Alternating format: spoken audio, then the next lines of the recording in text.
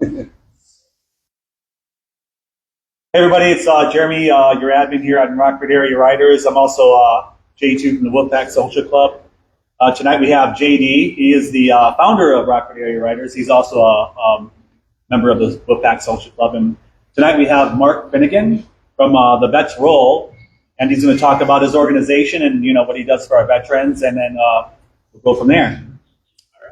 So we're doing this tonight because we want to kind of promote our ride on Saturday. Saturday we have our Wolfpack Social Club annual Support the Troop ride.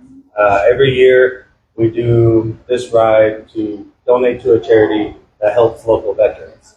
So over the years we've done some different charities here and there throughout town, and this year we've chosen to work with Vets Roll and make them our beneficiary charity.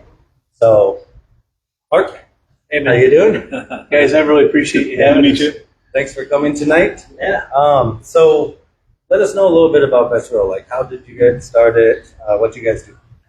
Well, we started Vets Roll back in the winter of 2010. So actually working on our 17th year now.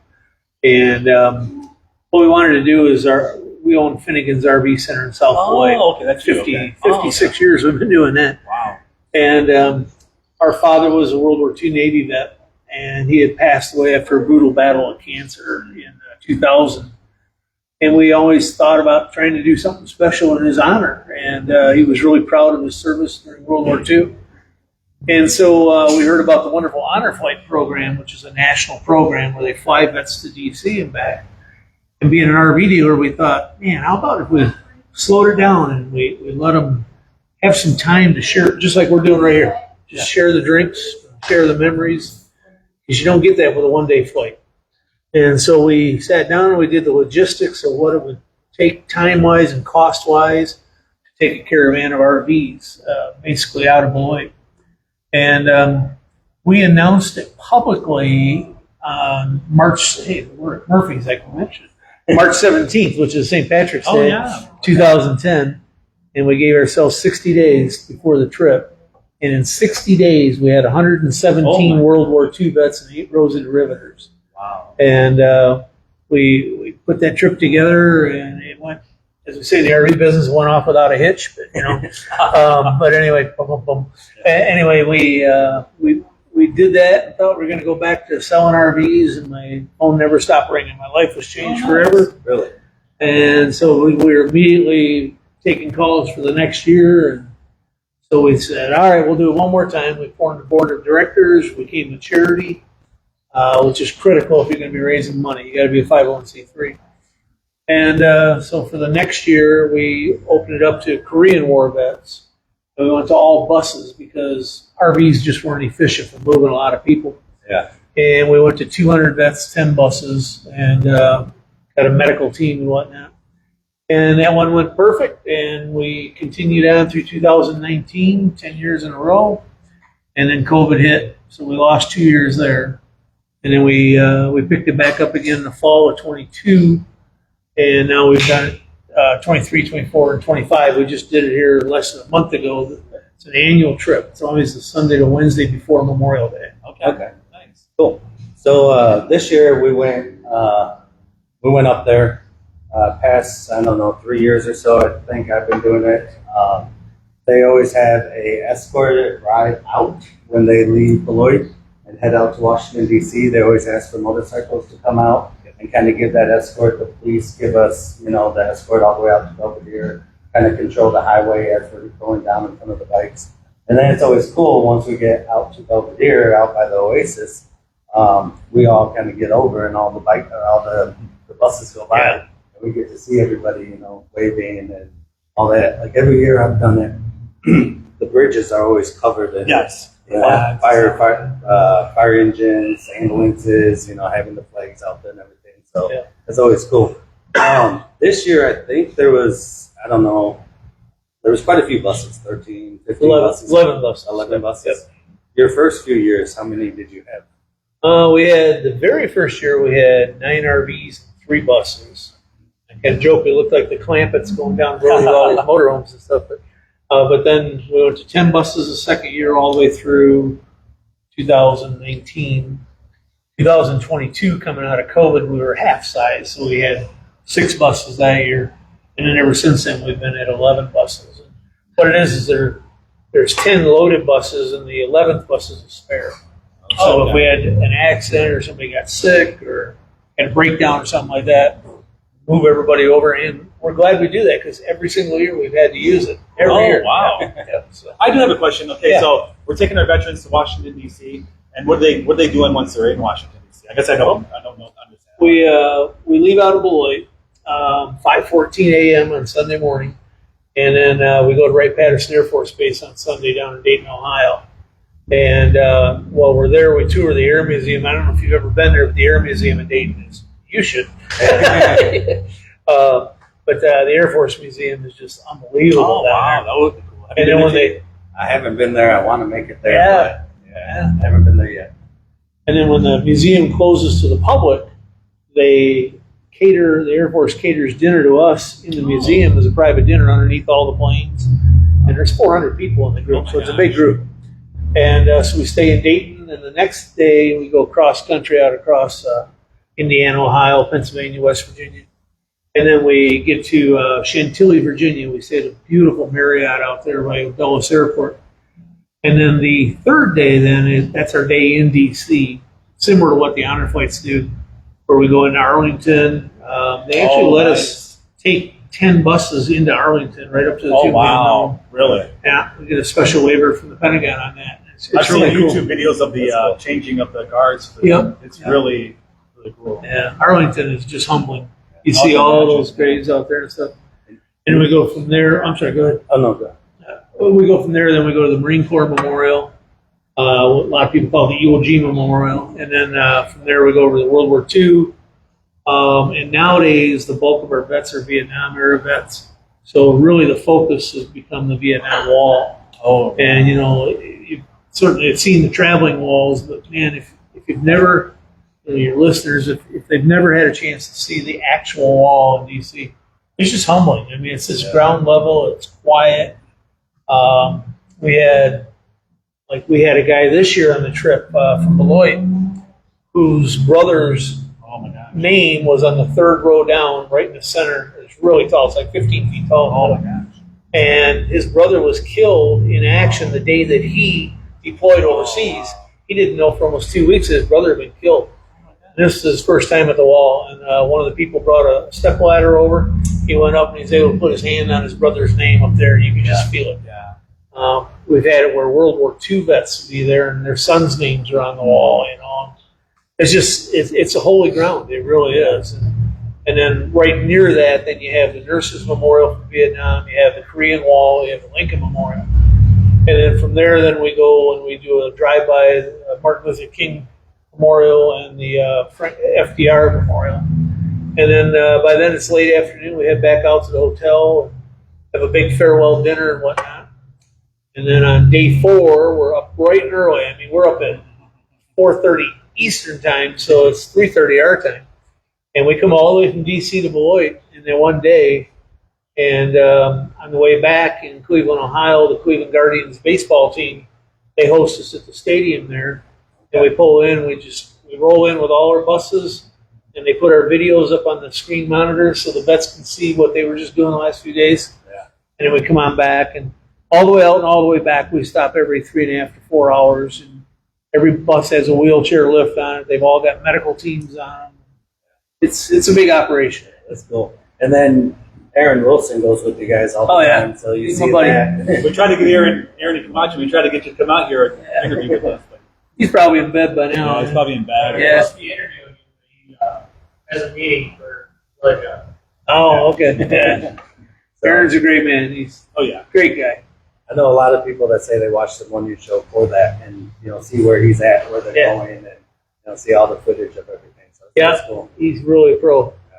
So my grandfather went on the ride that's right. a few years ago when he was 100 years old. He was World War II. He was in the Army Air Corps. And it was kind of cool because the job that he did when he was in the Army Air Corps is the same thing I did when Are I you was serious? in the Oh, really? So Which job was years- that? What job was that? Aircraft armament. I worked the weapons system. Oh, okay. And he was on the bombers in World War II, Really? loading the bombs and dropping them Oh my out of the God. planes. Wow. So, Yeah, I remember him well. Gregorio, yeah. so unfortunately, he passed away last November. But so how? I know he went on it, but I'm not sure how do people sign up? How do they get chosen to go to it? Well, the way we do it is, starting next year, the eligibility has changed. This year and previously, they had to be active duty, honorably discharged, active duty by 1969 or earlier. So it's kind of the mid-Vietnam years, the early years. And if they're 85 or older as of March 15th, they bypass the wait list. They go that year.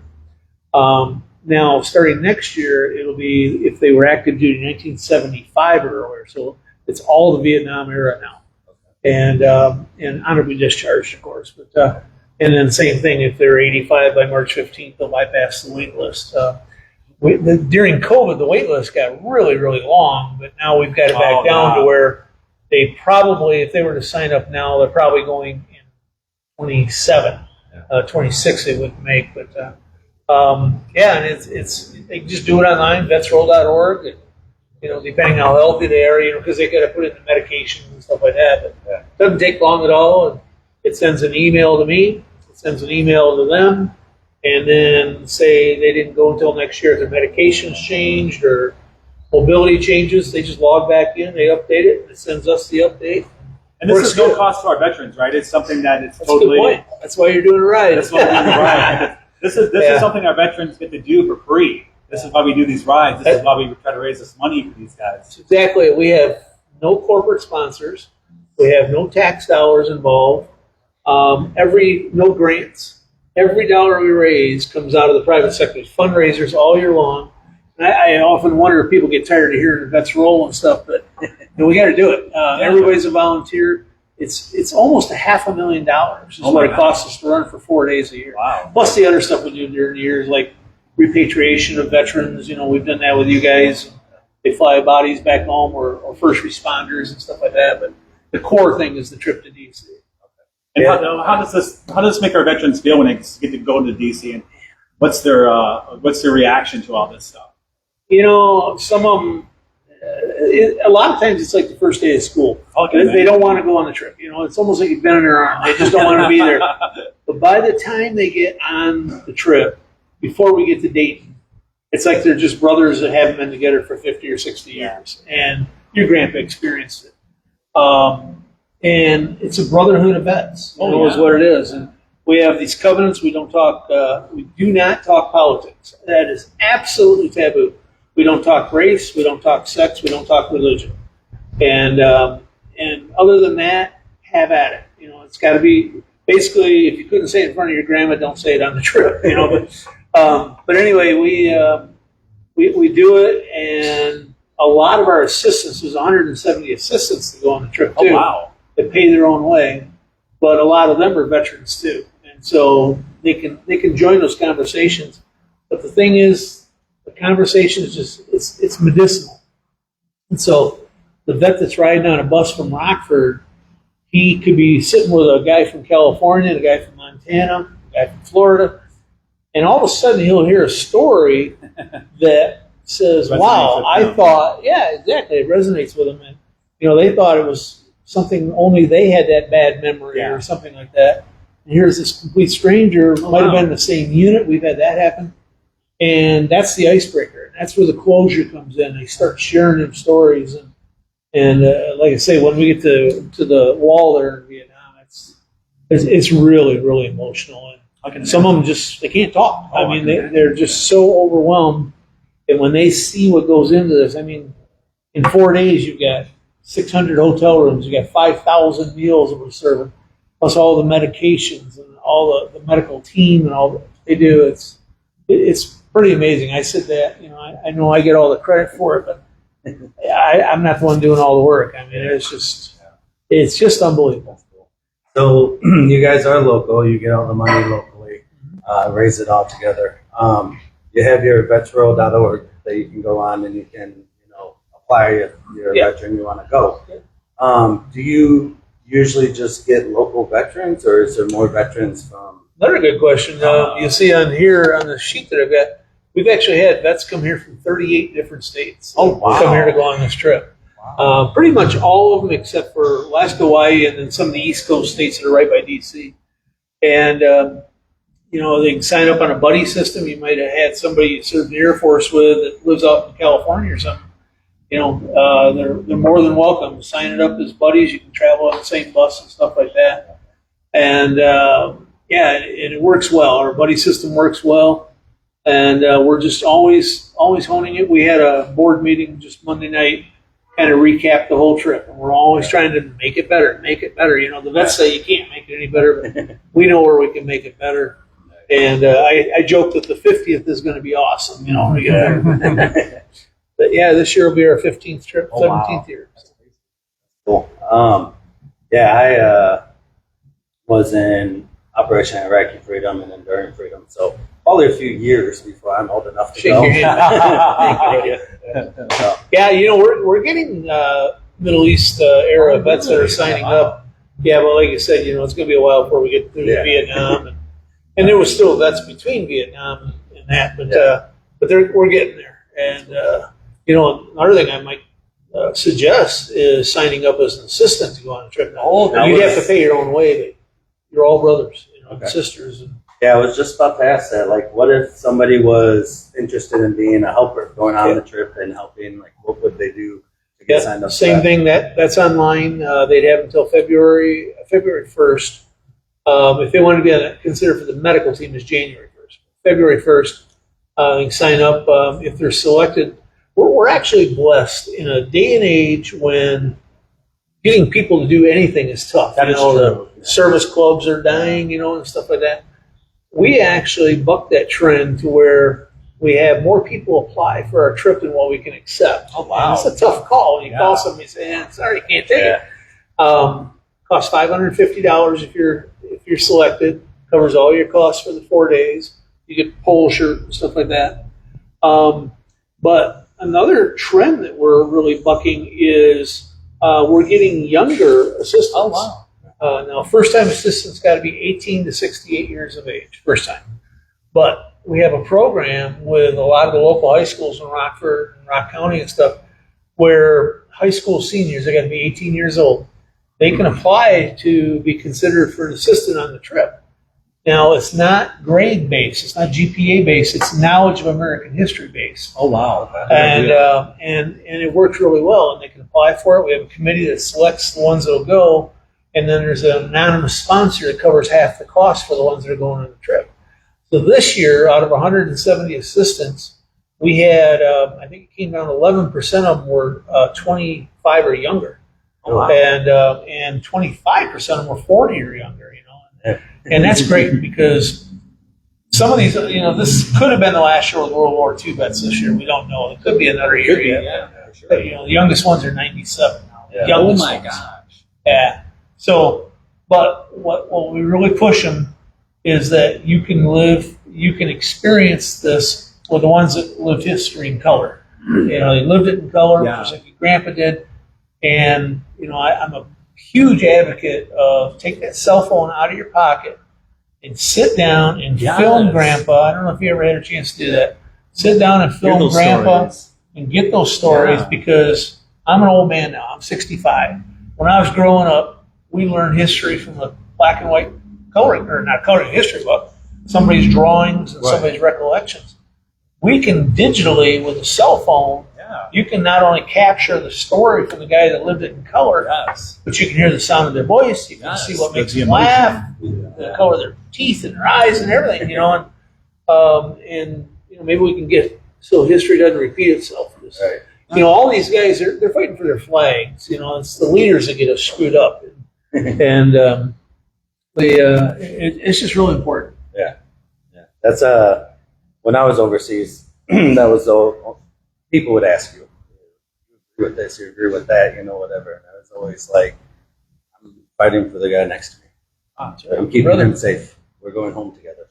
And that's, I don't know, I've kind of heard that throughout the years with some of the older guys that I've talked to, that, you know, it becomes that brotherhood that you make when you're in those situations. So bringing them together years later and going out and seeing all these memorials and stuff, I mean, I'm sure That's very cool. those emotions for those veterans comes back. You know, that camaraderie and that brotherhood comes back during their time together and reliving all that stuff. Yeah. Yeah, sure. I'm sure it's a great time for them and brings back good memories, bad memories, but Yeah, it good can be memories tough. and brotherhood. The conversations just naturally flow, Yeah. you know, and if it starts to get off balance,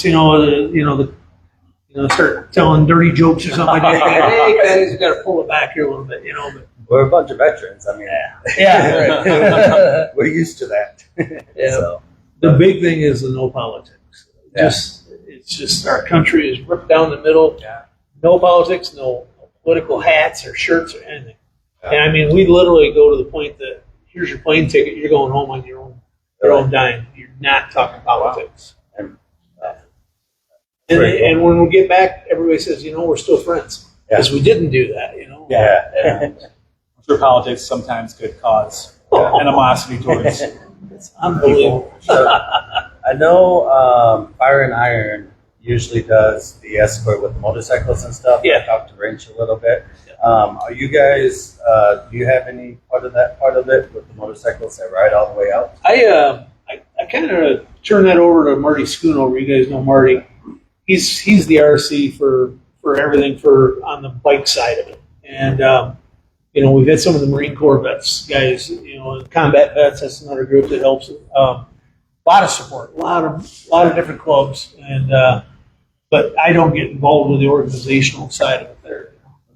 Yeah, I've had some people on the rides and stuff kind of make comments here and there, like it'd be cool to ride out all the way and come back with them.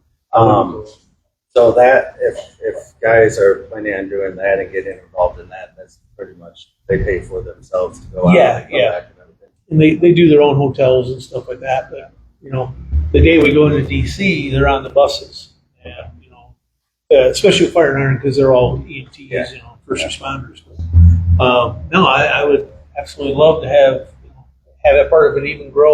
Yeah.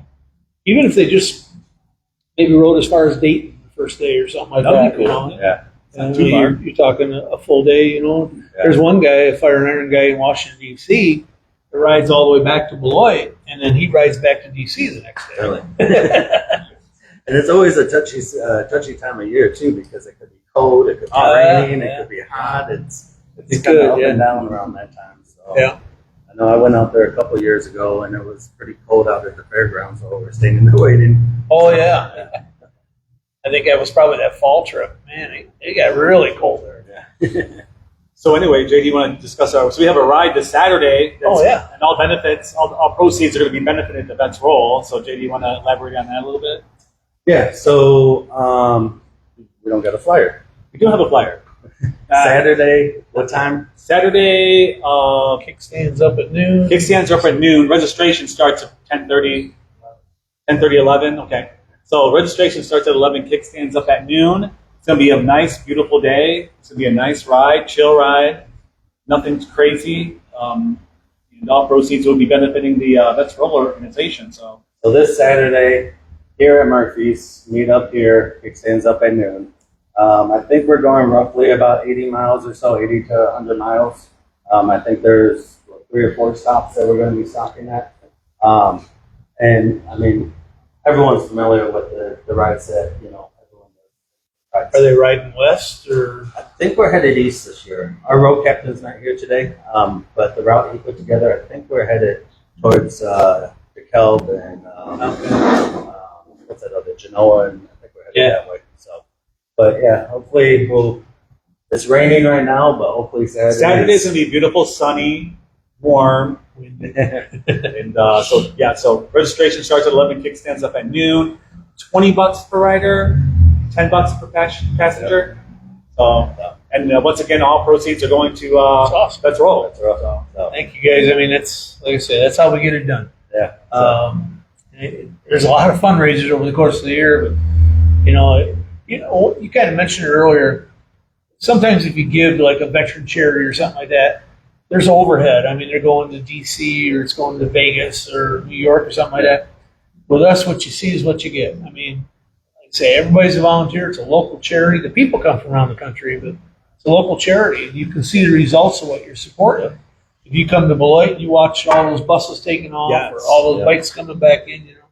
It's local. That was something I thought about a little bit ago, and the first time I ever seen Vets Row. So I was gone from the area for about 16 years.